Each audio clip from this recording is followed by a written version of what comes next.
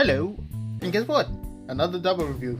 Yeah, I kind of a bit shorter for this one, but trust me, considering my schedule is just more work at McDonald's, I feel like I'm just gonna do less editing and just do some quickie reviews. How about it? Well, considering I have Biollante, the special color version, for like 1.5 years right now, and never reviewed it, I feel like I'm just gonna review both of them, considering they are both from the same movie, and because I just want to post more often.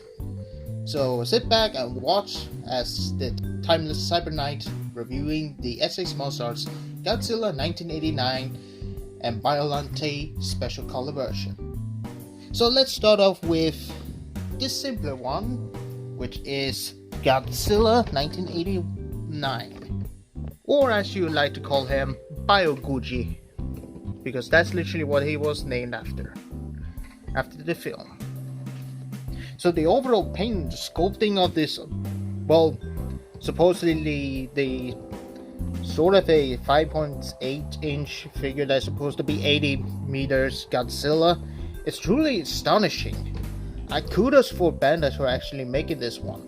Well, of course, the one 1981 BioGoji that we had was the Kokyo, the light sound and music Godzilla, that both S.H.MonsterArts and the Kokyo pretty much released at the same time, but it was too big and the features was a good concept but poor execution. And don't even think about me picking it up, because I'm not gonna pick up that thing. But I did like the look of it, even though the execution was a bit disappointing. However, I do want a more sizable Godzilla. And the quick comparison, here we have it next to the NECA BioGoji. And as you can see, it's literally a good comparison to show the simpler NECA to an experienced Bandai products, because yeah, this looks more like a 100-meter Godzilla than it's supposed to be an 80, because Jesus fucking Christ, why did NECA make the BioGoji that big? Sure, it's supposed to be 6-inch Godzilla, but holy shit, simmer down. Plus, it doesn't really look like suit accurate at all, because it does also scale well with Biollante. Trust me, the size comparison with Biollante, you'll know what I mean. But of course, the only plus that this one comes is an accessory, and plus it's cheaper, but you cannot get it anymore because NECA won't make Godzilla figures anymore. So hey, at least you get a nice effect that looks atomic breath piece that looks like the red beam that Burning Godzilla would use. I'm not wrong. But let's take this Godzilla that looks like it comes from Godzilla vs. King Ghidorah, and let's start off with our little boy here. That overall, when it comes to overall paint scheme, well, let's just say that the eyes may not be that quite perfect, but hey, Godzilla did have a bit of googly eyes, so if we just beam up, yep, a little bit far off the edge, but overall he does have nice painted and nice put decals on him. And the mouth, Jesus, that looks vicious. I love it. Okay, let's shut the light off. Jesus. And yes, the painted details on the overall mouth is pretty good, must say. And of course, if you're wondering, does the tongue move? Short answer, yeah, it does. And also, it's supposed to be a hinge, just a simple ball joint. Now, of course, this has multiple ball joint, double ball joint with the hinge system, so You need to position the overall jaw correctly, or else you'll have a weird gap. So you need to hinge it in a neat way so it doesn't look a bit goofy, like supposed to do like this. So it look a bit more natural. But something that is a bit negative is not the overall look of it. No, that's not it. And the painting, no, not that well. May not be well perfect, but it's not that big of a deal. And the lack of accessories, well, who the fuck is gonna display him with a fucking beam? Well, I don't, because I'm only using it for stop motion, not for displaying. Plus, Beast also get greening over the years, so I don't give a shit about fucking beams. You can get your own in eBay. But the biggest problem with this Godzilla, that it's not about paint, it's not a lack of accessories, but the waist system. Because you see here, it's literally molded as, or literally cut to literally be more fitted into this Godzilla.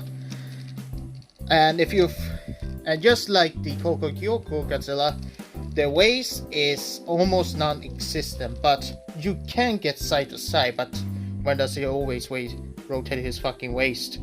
Because it does also kind of look a bit broken if you rotate it. But just letting you know, this is a bit disappointing because the waist rotation is a bit limited. But what you get is what you have. And it's not a big of a deal, but it is a bit minor critique, or a bit negative, I can say. But overall, Jesus, the overall articulation is so damn good. And of course, 18 or 19 segments. Pretty nice articulation so far, and the tail does look pretty long and natural.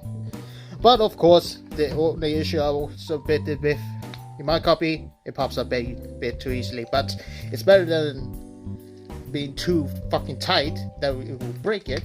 And also, of course, it does also pop a little bit too easily with this fight, but I don't pretty much mind, because the overall articulation of this figure with the ball joint system of the neck, the arms, they can be a bit loose, but it is easy to pop on. You know, even if it is a bit loose, it's not too loose or too tight, so it is natural and easy to pop in again.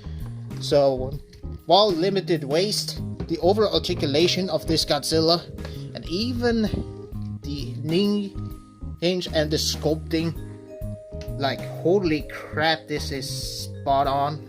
Even though the face is not 200%, but it is a stylized 1989 Godzilla, and I love it. Kudos for Bandai for doing this. But let's get to the meat and potato of Godzilla figures, Biollante. Oh wait, I forgot to add in the other Godzilla that's pretty much came before 1989, and that's the 1984 Godzilla, aka 98 Goji, 84 Goji. Pretty good size so far. I mean, this suit literally came out in 1984, where this is not only a suit but also an animatronic that literally featured the movements of the lips, the eyes, and jaws. It was pretty stunning, but a bit goofy at the same time, but it's still a good suit overall. Even though, and this is also the reissue of the NECA Godzilla, so I really love this one. And also, a side note, the 1984 Goji suit and the animatronic, maybe not animatronic, but the suit, after the filming, was pretty much lost in time and probably stolen. It pretty much got the Predator 2 lost Predator suit stolen agenda, aka both the 1984 and 84 Godzilla and Lost Predator suits got stolen after production. What a coincidence. But now let's take a look at the big mama herself, or big sis, little sis, whatever, Biollante special color version. And yes, And of course, with the overall the LED mod, the RBG wireless LED mod, that you literally can get more lighting with this Biollante, which I will point out now because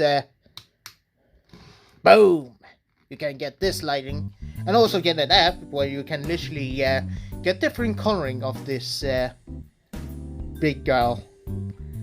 It's pretty neat.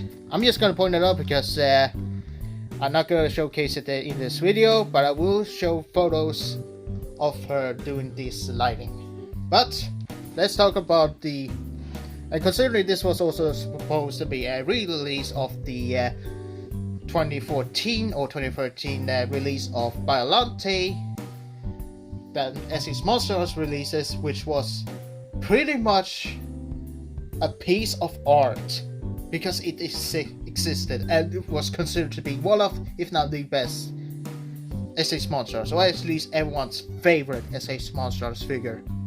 And I can see why, because this thing is enormous. I mean, look at this.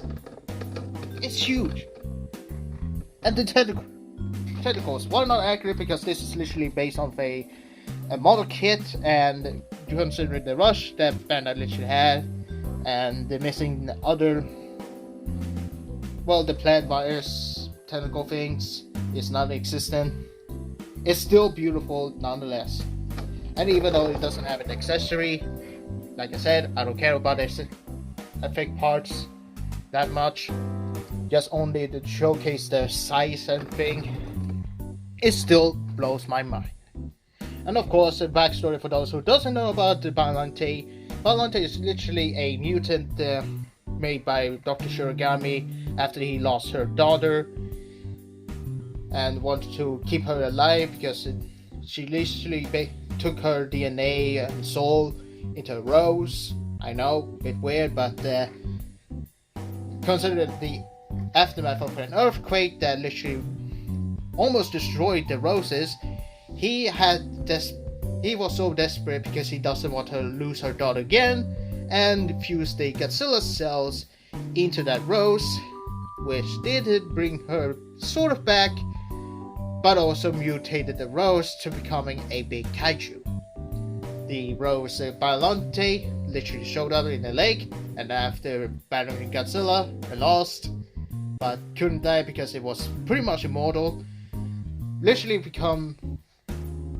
had the glitter just faded up in the sky, and then in the climax, just the overall glitter just came down down on Earth, and then boom, we got this beautiful art piece of Biollante, a stylized one, but still impressive suit design.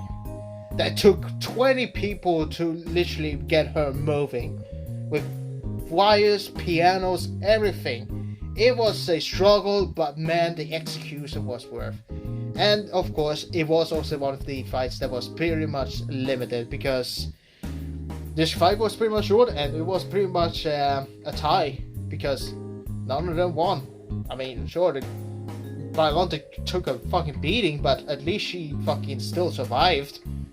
I got still up when the effect of a sort of a weapon that the military used, the bacteria to pretty much take down Godzilla, affected him, and then when he got to the water, just faded, but also came back alive a week.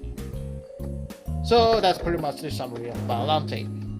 But let me just say, by moving this camera, because I am not rotating this girl, because holy shit, this detail is insane. It's beautiful. I'm pretty much impressed how they literally managed to take the base around the model kit and literally sculpted her, and the amount of time they literally made her. It's still impressive to this day. And considering this is a special color version, she gets more paint apps here. Well, of course, the bit negative about this figure is that she can get a bit. The bouldering can pop up easily, but it's not big of a deal because you can pop it up back on, and boom. At least it's not too loose. I'd rather have it pop up a bit easy than breaking.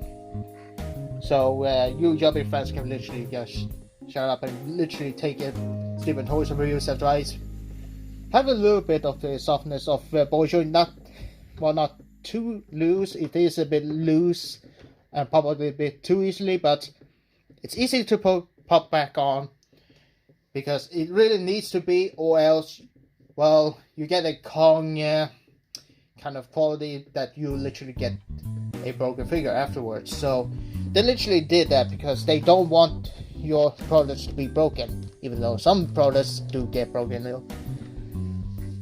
out of the box. So oops. But well, even then, and also some paint apps that may not seen on camera, but there are some spots on the corner, the overall spikes, the rose spikes that literally are present on roses, are not completely black. They can get paint chipping, but it's also easily fixed by using a marker or just black paint and paint it all over it again. Like I said, you can pretty much do whatever what you want with your copy. Well, if you can get it, that is, because now she's sold out. Luckily I got it in time. But of course, let's talk about the articulation, which is simple because, well, look at it underneath. All of this is just LEDs, which we might also go to it because, well, she doesn't have any accessories. She does have a feature. If you turn off the lights on the right, you get red lights just beaming out from her. Pretty much pink organs. Yes, this is literally sort of a brainish organ, a tissue. It looks so disgusting and I love it for it. It brings so much character to this plant-based kaiju. There's literally a Godzilla as well, but a rose. And of course, if you do it on left, you get yellow lights. Well, not too much of the fake, but it is an option if you want to. It does still looks kind of nice. Like if you can, one effect is just a regular, and the other is just when she's prepared to spit acid. Like, and of course you can make it on your own. It's literally simple. Just take a sort of a straw, use some hot glue gun, and just do your own effect, and boom, you can get your own effect if you want to. And not just forcing Bandai to make effects for everything, because let's face it, Japanese people doesn't care about effect pieces. Nor do I. It's a nice bonus, but it's not necessary. And of course the articulation, like I said, she does have a hinge, ball joint systems on her neck, which she can get left and right. Her jaw has two hinges on her over the top skull and bottom jaw, which you can spread it. And the loads of teeth is impressive. Like, holy shit, she has so many teeth. It puts the Shin Godzilla to shame. Or maybe both of them are like the kaiju of teeth. And of course, supposed to be also, considering the similar, well, kind of like the wild boar as tusks. It's pretty much the inspiration of Space Godzilla in the future. After this, after the film, well, some of the dust literally came to space, and boom, Space Godzilla. I wouldn't surprise that both Biollante and Space Godzilla are both siblings. And of course, let's now forget about the overall articulation of the tentacles, which themselves are pretty much filled with life and full of articulation. And of course, they do miss leaves. They don't have the leaves that they do have in the film, but considering the overall Pipeworks game and overall model kits, I don't pretty much mind it. It still looks stylized and cool, and I can add it on my own if I want, but still impressive. And of course, size comparison. Here's the overall size comparison next to the 89 Gojis, aka BioGojis, which totally pretty much put the NECA to shame, because this is supposed to be BioGoji, and it does not scale well with Biollante if they're supposed to face each other like in the film. This does not fit well. This is more like the next generation, the 90 Gojis, and not the 89. Well, this scales pretty well, and this was the overall focus of Bandai, because if you ask me which do I prefer, this one of course. Sure, it does have an effect, but yeah, I can literally use it to other Godzillas. Now I have it, so I don't care about this. Now I only see this as just 90 Godzilla. So that's pretty much it. Overall, both of them are pretty much stellar. They are fantastic together. As standalone, Godzilla is truly great, but Biollante is fantastic. She is beautiful, and I highly recommend that if you can get them in a fair price and not too expensive, don't buy from scalpers. Buy them if you can find them for cheap or for better prices than the overpriced aftermarket, because Biollante is now pretty much sold out and discontinued, and it's now hard to find, and pretty much now going up, prices going up for her, while BioGoji did release in August, so if you can find him a bit cheaper, go get him. And sorry for making a late review of Biollante, but considering jobs and such, I got a bit busy. But overall, that's pretty much for this review. I hope you enjoyed, and stay tuned for next time when the timeless CyberKnight is reviewing next.